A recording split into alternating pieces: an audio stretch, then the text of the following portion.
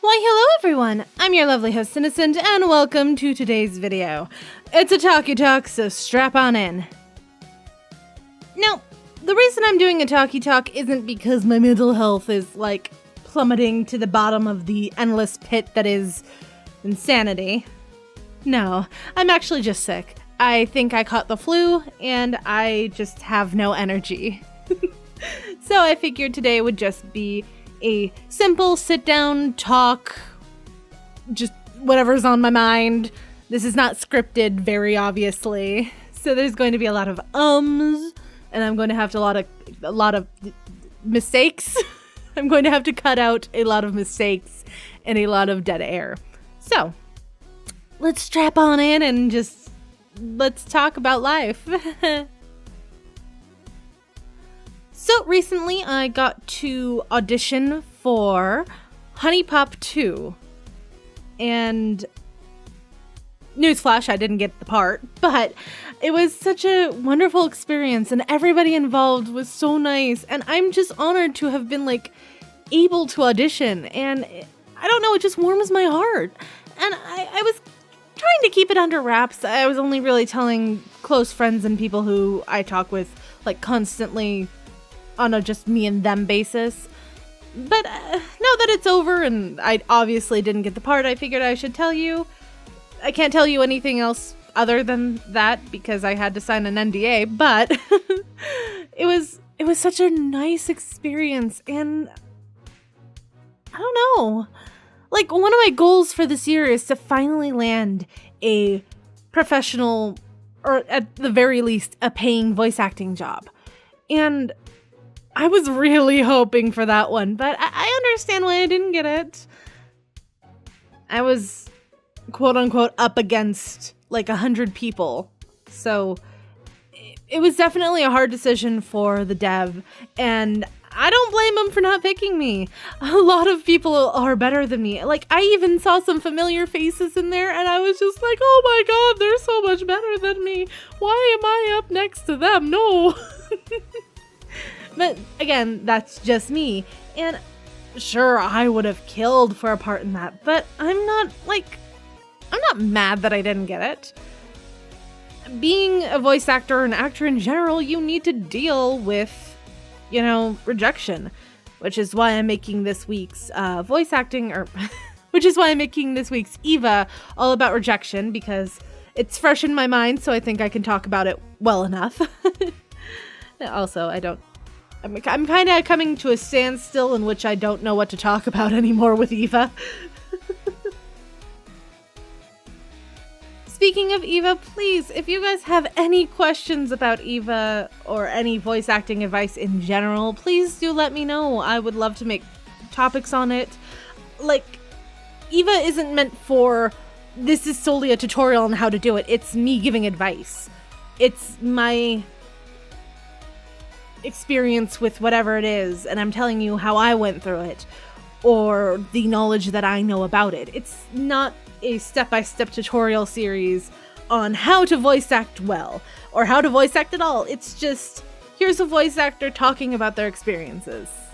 I hope that makes more sense. I know I never really explained it, but I thought voice acting advice would kind of be self-explanatory, but I guess it didn't, so there's that. In other news, I got to reinstate, that's not the word I was looking for, but it works, reinstate my voice acting role in a game that I was in, I think it was last year. Yeah, I don't remember exactly, but they're doing a remake of the game and reworking everything and changing the story a bit, but they got me back as a voice actor and I'm excited. That game was so good. I know Markiplier played that game. He played it before I was in it, but still. I had such a fun time recording that. I got to do a lot of screaming and torture scenes. Things I love. But it was just a lot of fun. And I don't know, I love voice acting. It's one of those hobbies that I wish I could turn into a profession, but I don't know. I want to, but I'm also my own worst critic, And I don't want to turn things into directors that I wouldn't turn into myself, you know? And also, most of the work that I can find is free work, and to make it a profession, free work just doesn't cut it. Like, sure, free work is great to actually, get your foot in the door and say that you've done things, but at the same time, it just isn't enough. Exposure can't get you fed. Like, my art is fine enough for, income and everything. It's not a lot, but it's there. But at the same time, I would love to do voice acting because, at least for me, voice acting is so much more easier than it is with art. Art, I have to spend at the very least 4 hours on a single piece for full completion. That's from blank canvas to final product. At the very least 4 hours. With voice acting, depending on the script, I can spend 10 minutes. It's so much easier to me. But again, that's just a time thing, and I mean, I like both things. It's just hard to explain. I'm trying. I'm trying to make it a profession. I'm trying to be professional. But when you're also doing 3 other things of a quote-unquote grown business or self-owned business, it's a lot. I have a lot on my plate. I always do. That's just how I work. In other exciting news, I have a relatively big project coming up. I had an idea and I decided to work on it. It's going to be kind of a parody, but not really. It's an advertisement, but not for me in general, for all voice actors. Yeah, it's a advertisement for every single voice actor out there, but not targeted towards voice actors. No, it's for voice actors. It's going to be relatively short and probably under a minute long. I might post it to here on YouTube. I might just post it only on Twitter. So if you want, come follow me on Twitter. It's @CreatingLove. I post regularly there, at least once a day. I like talking with people. My DMs are always open. I don't know. The kitten's doing good. She's asleep right now, which is why I'm recording this. But she's a little hellion. I am currently covered in scabs and cuts and bruises because of her. But that's the joys of having a kitten. Also, if you want to see more of the kitten, you can come follow my Instagram. It's Innocently Creating. That one wasn't taken, so. But yeah, I really like voice acting. I really love art. I really love just anything that has to do with art. Acting is an art to me, so it falls under the same category, but you get what I'm saying. I really love art. I love photography, I love voice acting, I love acting in general, theater work, musicals, music, digital art, painting, sculpting. I love art. It's something I'm very passionate about. It's not something that I ever thought, when I was younger, that I would want to pursue, but here we are. Yeah, if you don't know, what I wanted to be when growing up was a mortician. I never really thought about pursuing art. Sure, I loved drawing and coloring and watercoloring and all that type of stuff, but I never really thought that I should, use it to my advantage and make money with it. I don't think when I was younger I actually knew you could make money with it and that it could be an actual job. Most of my teachers were just like, "Oh, you're really good at drawing. You should take my class." And I'm like, I don't want to. Because I have to pay money for them. No thanks. Sorry. My old teachers were weird. Then again, it was a private school, so they could do that. So. Also, I don't know if anybody even wants this, but I could make a part 2 to the why my school experience was different than other people's. I have a lot more to talk about. I know it didn't do the best, but I had fun with it. I love talking about my old school life because it really was different from a lot of people. I was the Haruhi Fujioka real life equivalent in a school of rich people. But I don't know. I don't know what to do with my YouTube channel. I'm also really debating on switching up my schedule and only working on content over the weekend, so Friday, Saturday, Sunday. Just, I don't know. I'm also thinking about switching up and not doing any gaming content. Because last week I only did one gaming video, and I don't know. Like, to me, when it comes to making content, gaming is the easiest. But at the same time, I know not a lot of people like that for me, and not a lot of people are here for that. Sure, I have a few people that are here for anything I do, and I love and appreciate you guys, mostly you Stortpicker. I love you, but I don't know. I'm conflicted. I don't like, my experience on YouTube is just to make me happy, but I also want to make other people happy while making myself happy, even if that does sound convoluted, because it is.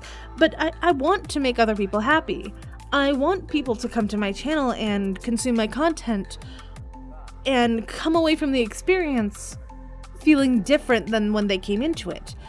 Now, if that like how feeling different is, they felt happy or sad, whatever, I want them to feel some type of emotion coming to my channel.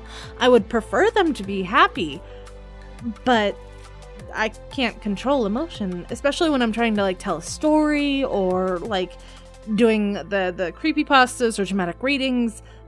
Not everybody's going to walk away from that happy. And I don't know. I never really fit into a bubble in YouTube because I want to put out content that I like. And I know a lot of people are just like, can you just stick to one thing? Because that'll just get you that will get you farther in life on YouTube if you just stick to one thing and then branch out. And at the very least, to me, I'm not branching out. These are all things that I love and have been doing. I only start new things when I need to, but not when I need to, but when I want to. And I don't know. YouTube is confusing.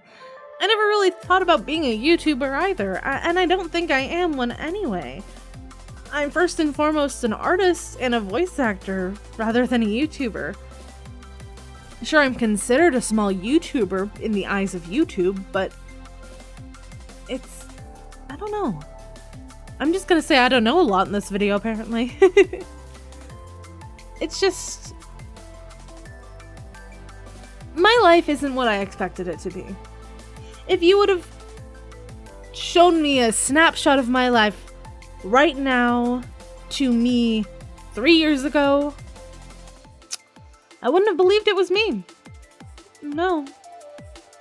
Because 3 years ago, 5 years ago even, all of that. Hell, before I started putting things up on YouTube, I thought I was just going to be cosplaying as a hobby and doing things in the anime community and just, I don't know, I was still looking for something to do for a job. I was thinking about going to college. I was trying to be a mortician, and then everything fell apart in front of me. And I was at my lowest point that I've ever been at. So I started something new, something that I thought would make me happy. And sure, with that came my need to have people enjoy themselves. I never can, articulate this the right way. I just hit my mic, sorry, but I can never articulate this the right way. I started YouTube because I was really fucking depressed. I just lost my best friend. We had a major fight and we fell out. It happens. But that was the first time it happened to me. And I was at a really low point. And you know what? I'm not mad that it happened. Sure, I still get sad thinking about it, but I'm not mad.